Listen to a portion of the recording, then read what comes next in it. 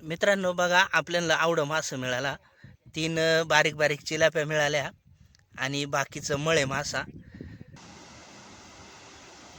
मास आहे ना साफ करून घ्याव.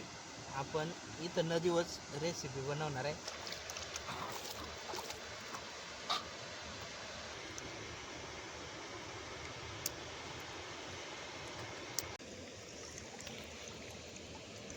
दोन तीन वेळा चांगलं धुवून घेतला. तर आता करू कालवण.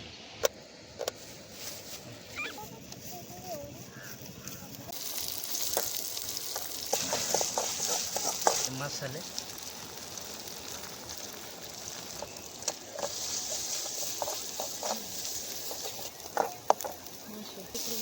पटकन पाणी वापरा. थोडंसं हलवून मसाला